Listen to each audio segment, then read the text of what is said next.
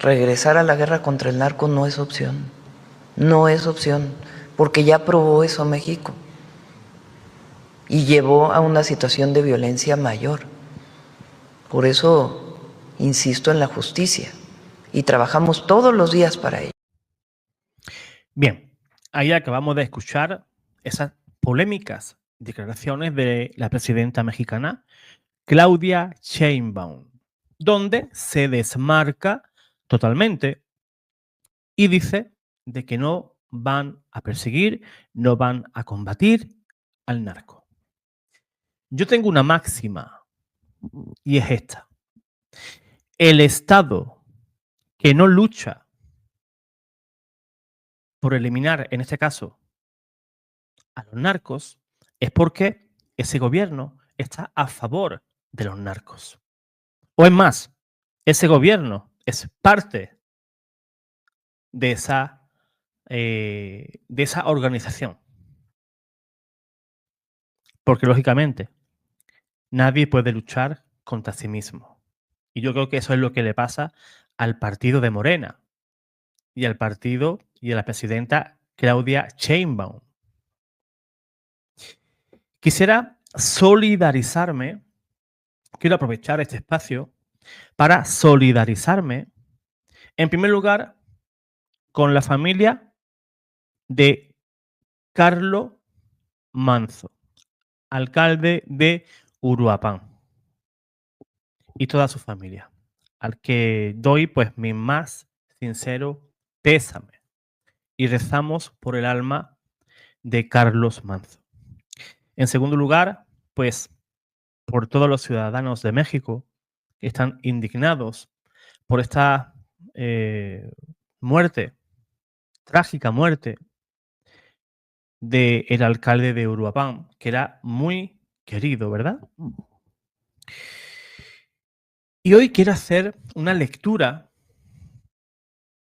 en base a lo que nos enseña la Iglesia y una lectura también desde la fe para darnos cuenta de la gravedad de las declaraciones de Sheinbaum. He visto muchas publicaciones de hermanos mexicanos. Tengo muchísimos amigos allá en México, un país al que quiero, al que amo. Me encanta México. Y por eso cada vez que ocurre una noticia de ese tipo, de esta índole, pues a mí me duele. Yo pareciera que México corre por mis venas. Hace un tiempito atrás, pues un sacerdote mexicano me decía, ¿no? Él al verme pues tan enamorado de México, pues me decía, José Manuel, tú eres mexicano de corazón. Digo, pues al menos sí, aunque sea de corazón, seguramente sí soy mexicano, ¿no? Pero lógicamente me duele por México. Hace unas semanas atrás quitaron la vida a un sacerdote. Hoy tenemos que lamentar que hace 3 días atrás Carlos Manzo, pues, corrió la misma suerte. Vivimos tiempos difíciles en los que la violencia parece que le está ganando la partida a la ley, a la justicia. Las estructuras criminales, el narcotráfico, la corrupción, a todos los niveles, y la impunidad, pues a veces se presentan como realidades invencibles. Y el ciudadano a veces siente impotencia, ¿no?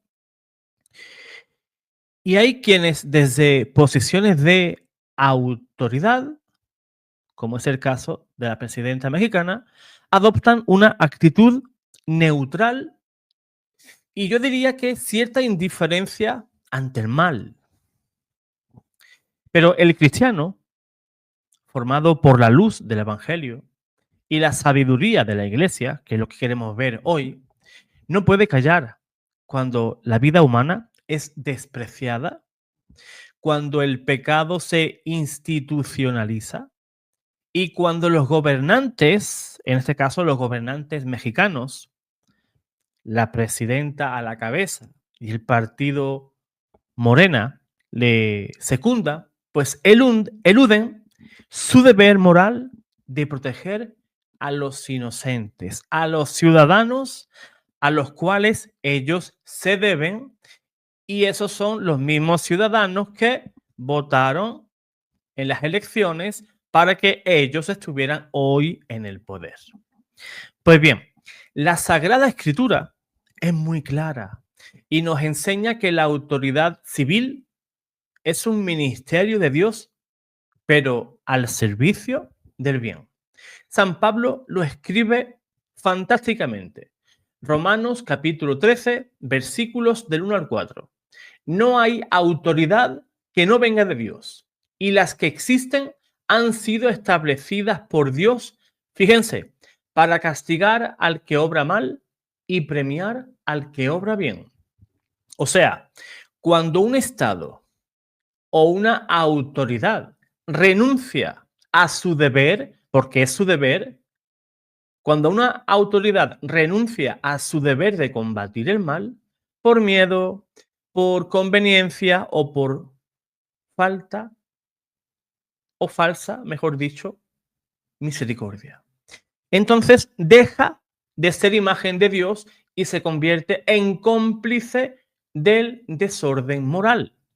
El mal tolerado, el crimen no castigado, la violencia no enfrentada, se convierten en una ofensa directa al Creador, que ha dado a los hombres el mandato de custodiar la justicia. Santo Tomás de Aquino nos enseña en la Suma Teológica que la ley humana deriva de la ley natural y que el fin de la ley es ordenar al bien común. Por eso, toda autoridad que se abstiene, que renuncia a reprimir al delincuente o de impedir el avance del crimen, atenta contra la ley de Dios porque renuncia al bien común. Dice el doctor Angélico lo siguiente: así como el médico incurre en culpa si no corta el miembro gangrenado, así también el gobernante peca si no reprime al malhechor. O sea, esta afirmación no es una afirmación política, es una afirmación teológica. El Estado no puede permanecer neutral ante el mal, porque el mal corrompe el alma de los pueblos. La indiferencia estatal ante el crimen es un pecado de omisión y omisión al deber. Estás obligado a actuar. El Catecismo de la Iglesia Católica en el numeral 1868 nos enseña: el pecado nos hace cómplice de los pecados de otros cuando cooperamos en ellos, cooperando en ellos por no impedirlos o por no denunciarlos cuando tenemos la obligación de hacerlo. O sea, negarse a combatir al malhechor equivale, pues, a colaborar con él. La omisión se vuelve connivencia y la connivencia en corrupción espiritual. Nuestro Señor Jesús nunca fue indiferente ante el mal, jamás. Recuerden, cuando expulsó a los mercaderes del pueblo, no predicaba neutralidad, sino purificación, justicia. Cristo no fue indiferente cuando denunciaba a los fariseos hipócritas. No buscó evitar el conflicto, como dice Claudia Sheinbaum, que sí trata de evitar el conflicto, sino liberar la conciencia humana. Cristo no fue indiferente cuando curó un día sábado. Mostró la misericordia de Dios que no puede separarse de la justicia. El Evangelio no nos enseña a permanecer pasivos ante el mal. Mucha gente, cuando ven algo que no es correcto, ¿qué hacen? ¿O qué hacemos? metemos la cabeza en un agujero y no hemos visto absolutamente nada, porque eso a mí no me interesa, eso a mí me va a traer problemas. O sea, somos pasivos ante el mal y por eso el mal sigue avanzando y avanzando a sus anchas. Jesús no vino a pactar con las tinieblas. No, no, no. Jesús podría haber dicho eso. Que yo vaya a la cruz. ¿Para qué? Que cada cual viva su vida, que no pequen, a mí eso no me importa, que cada cual viva como quiera. ¿Eso dijo Jesús? No. Jesús vino a vencer las tinieblas y estuvo en la cruz por ti y por mí. Y mediante ese sacrificio, vencer a las fuerzas del mal y derrotar a la muerte, que era nuestro último enemigo. El Evangelio nos enseña, Jesús mismo lo dijo, el que no está conmigo está en contra mía, está en contra de mí. Toda omisión ante el crimen, toda indiferencia ante la injusticia es una forma de estar contra Cristo. San Juan Crisóstomo, uno de los grandes padres de la Iglesia, enseñaba en su homilía sobre San Mateo 25. No solo el que roba es culpable, sino también el que pudiendo impedirlo, no lo hace. O sea, vamos a extrapolar esto a México. No es culpable el narco, que lo es, sino Sheinbaum, que pudiendo impedirlo, no lo hace. ¿Ven? Es el mismo caso. Por eso, cuando una sociedad tolera el narcotráfico, desvivir a la gente, la corrupción, la injusticia, pues es una sociedad que está enferma espiritualmente. Y cuando la autoridad no combate esas estructuras del pecado, pues el mal se multiplica, toma fuerza, ¿verdad? Y se siente más fuerte y más resistente ante las autoridades. El magisterio de la Iglesia ha sido muy claro y firme sobre la función del Estado. En la encíclica Rerum Novarum del año 1891, el Papa León XIII afirmaba lo siguiente: la autoridad civil tiene como misión principal cuidar del bien común, no buscando el provecho de unos pocos, sino el de todos los ciudadanos. Años después, Pío XI, en 40º año, dice: el Estado peca contra la justicia cuando deja que los poderosos o los criminales opriman a los débiles sin aplicar los medios que posee para defender el orden. Yo pregunto,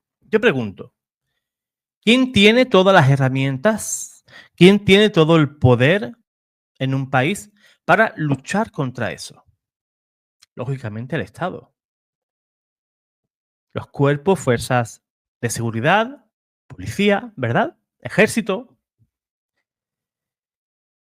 el poder judicial para llevarlo ante las cortes, meterlo en la cárcel. O sea, un país tiene todos los medios. Un claro ejemplo de eso es Bukele. Es Bukele. ¿Os va a gustar más Bukele o os va a gustar menos? Pero Bukele, en cuestión de un año, fíjense lo que hizo en El Salvador. ¿Qué podría haber dicho Bukele igualmente? Yo, con los pandilleros, yo no me meto. No. Porque eso va a traer más violencia. ¿Verdad? ¿Qué ha ocurrido? El Estado se remangó, se puso a trabajar y todos esos pandilleros, ¿dónde están? En la cárcel. Hoy es uno de los países más seguros del mundo. Estando El Salvador a la cola,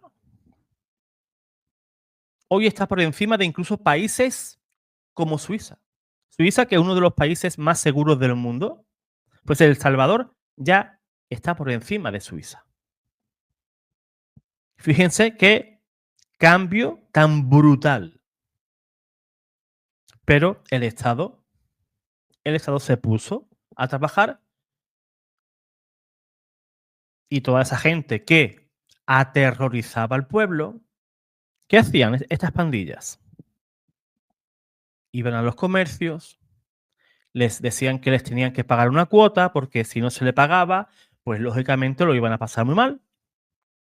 Yo he llegado a ver mujeres trabajando en El Salvador que le faltan los brazos y hacían pan. Hoy, con los muñones, no tienen manos, no tienen brazos, hacen el pan.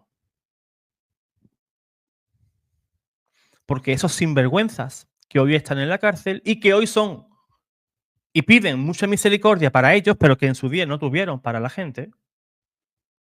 Y hoy las Naciones Unidas, la ONU y todo eso piden y exigen derechos para esa gente. Cuando esa gente jamás tuvieron piedad de nadie.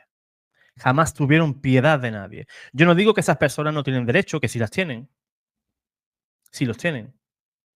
Pero también tienen la obligación de pagar ante el mundo y ante la sociedad por todo lo que han hecho. Esto es como todo. Y es también como en la religión. O estamos con Cristo o estamos con Satanás. O estamos con los buenos o estamos con los malos. No podemos elegir un término medio. Como esta señora. Sí, el pueblo está a un lado, los narcos están en otro y ella está en medio. Y ella no quiere defraudar al pueblo, que sí lo hace, pero no quiere usar todos los medios que tiene ella por delante, que son todos, porque ella es la presidenta. Ella con un simple mensaje que envíe a sus ayudantes, pues por ejemplo, de policía, de ejército, todo eso, puede movilizar todo lo que quiera para acabar con eso. Y no se hace. ¿Acaso un país como México, tan capaz, no es capaz de sacar a su ejército adelante, a su policía adelante y acabar con todo eso?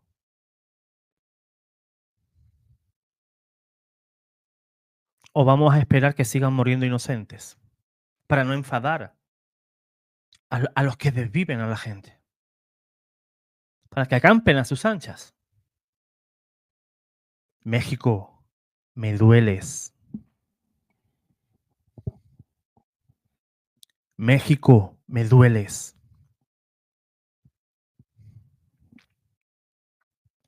Me dueles y mucho. Por ejemplo, en el libro del Génesis capítulo 4, versículo 10, por ahí anda, narra que Dios dijo a Adán algo muy interesante.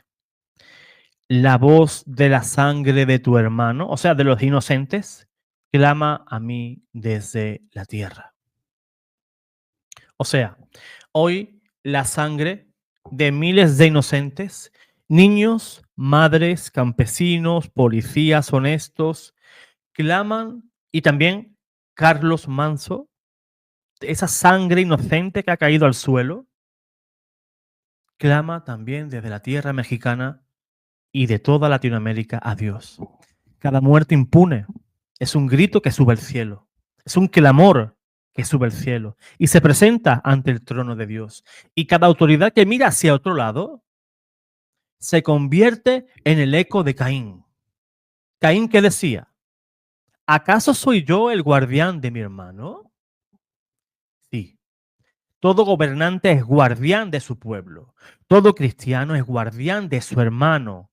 El Papa Francisco, en Evangelii Gaudium, nos advertía: la inequidad engendra violencia y esta a su vez destruye las bases mismas de la ley y de la vida social. No se puede pretender que el mal se resuelva con el silencio o con la inacción. Eso nunca ha sucedido y nunca va a suceder. El silencio estatal es complicidad. Sí, Sheinbaum es cómplice. Morena es cómplice. El abandono del deber es una manera, es una forma de corrupción. Cuando el crimen reina, la justicia calla, entonces el infierno se infiltra en las calles y acampa a sus anchas. San Agustín, por ejemplo, en su monumental obra La ciudad de Dios, enseña que hay dos ciudades, la de Dios y la del hombre. La primera edifica sobre el amor a Dios hasta el desprecio de sí. La segunda sobre el amor propio hasta el desprecio de Dios. O sea, un Estado que renuncia a combatir el mal construye la segunda ciudad. Una sociedad donde el egoísmo, la impunidad y el miedo sustituyen a la virtud. Y San Agustín también escribe, quita la justicia y ¿qué son los reinos sino grandes bandas de ladrones?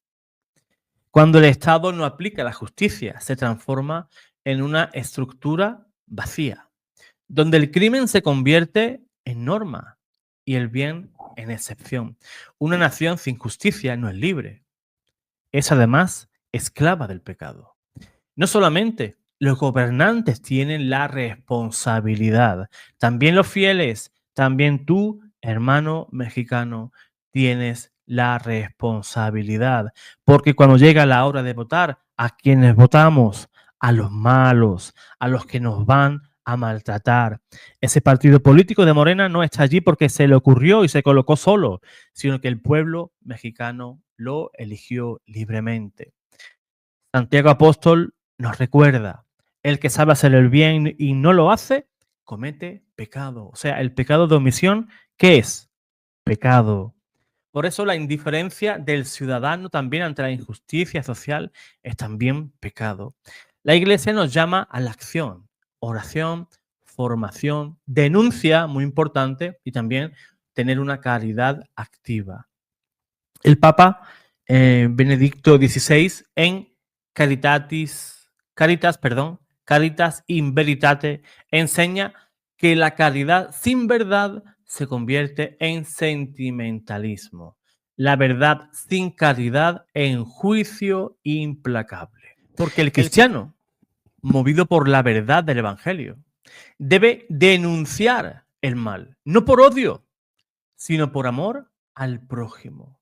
La voz profética de la Iglesia debe resonar en medio de los pueblos para decir, no hay paz sin justicia, ni justicia sin verdad, ni verdad sin Dios. O sea, a pesar del horror que causa todo este tipo de organizaciones, el narcotráfico, ¿verdad? Y los narcos, y la indiferencia de muchos, el cristiano no pierde la esperanza. Cristo ha vencido el mundo. Lo ha vencido. Ha vencido al mundo. Y nuestra esperanza no está en estos gobiernos, sino en el reino de Dios. Pero mientras vivimos en esta tierra, tenemos que tener el deber de trabajar para que el reino se refleje en la justicia social. La fe sin obra está muerta. Por eso, todo cristiano que calla ante el crimen se vuelve un testigo mudo del pecado. La historia, pues, finalmente juzgará a quienes callaron cuando pudieron hablar, a quienes consintieron cuando debieron oponerse y a quienes justificaron la inacción ante la sangre de los inocentes. Pero más allá de la historia, Dios mismo juzgará, porque el Señor va a pedir cuentas a cada uno según sus obras. Y el que, pudiendo detener la violencia, no lo hizo, escuchará la voz de Cristo cuando os diga, apartaos de mí, malditos, porque no hicisteis el bien que debíais hacer. La Iglesia no pide venganza, la Iglesia pide justicia, no clama por poder, sino por verdad. Y mientras haya un cristiano que alce la voz contra el mal, la oscuridad no tendrá la última palabra. Antes de hacer una pequeña oración final por México, pues me gustaría pues, que compartieras este video, me dejaras en los comentarios desde qué lugar nos ves y si eres mexicano, pues también, ¿verdad? Dinos desde qué ciudad, desde qué estado, pues nos estás viendo y dime cómo estás viviendo, pues todas estas últimas noticias, todos estos últimos atentados contra la vida que ha habido Y te animo a que sigas rezando y a que sigamos luchando y a que sigamos hablando y denunciando todo lo que el mal hace alrededor del mundo. Vamos a hacer una pequeña oración final. En el nombre del Padre, y del Hijo, y del Espíritu Santo. Amén. Señor Jesucristo, Rey de la paz y Señor de la justicia, mira con misericordia a nuestros pueblos heridos, especialmente hoy a México. Despierta la conciencia de los gobernantes para que no teman al mal, sino que lo enfrenten con verdad.